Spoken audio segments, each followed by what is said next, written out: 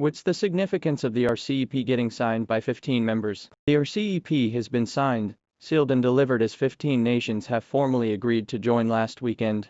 The membership includes 10 members of Association of Southeast Asian Nations, plus China, Japan, South Korea, Australia and New Zealand. What is the RCEP? The RCEP appears to be one of the world's largest multilateral free trade agreements, and places countries of the Asia-Pacific region a much more prominent position. The deal aims to reduce tariff rates, and enforces common cross-border trade and investment regulations.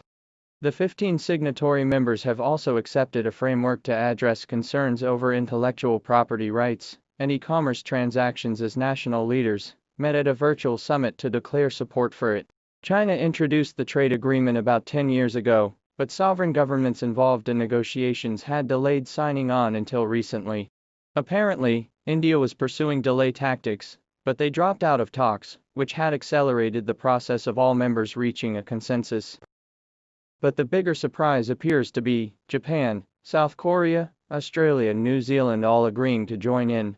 They have long been rivals not only towards China but to each other, South Korea versus Japan and Australia versus New Zealand. They have had acrimonious relations, but they had overlooked such concerns when accepting the RCEP deal. That's a remarkable achievement in itself.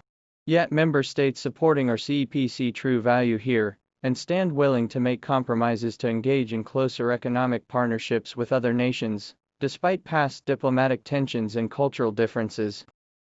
As the regional pact endorses lower tariffs on trade and enacts fewer restrictions on foreign direct investments, all member states can work together to boost their respective economies.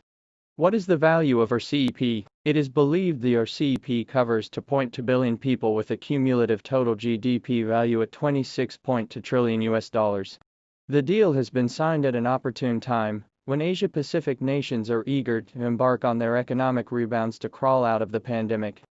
Member states can strengthen supply chain networks, jumpstart their domestic manufacturing sectors, while codifying new cross-border e-commerce regulations. Look to see e-commerce firms to score major wins, as the RCEP becomes the law of the land. The RCEP will be a game-changer for the world economy. Asian nations will bask in greater prosperity, as they learn to cooperate more with each other. We can learn more details from the Japan Times.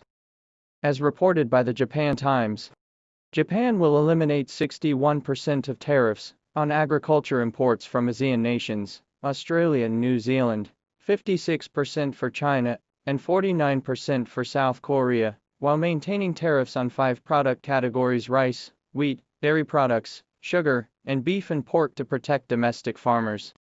Meanwhile, the other countries will cut 91.5% of tariffs on Japanese industrial exports. The RCEP is a win-win for all member states. The new tide is turning in the Asia-Pacific region, and it's high time for the international business community to ride the wave that has been sweeping across the Eastern Hemisphere. The East is surging while the West could be on the wane for the upcoming few decades.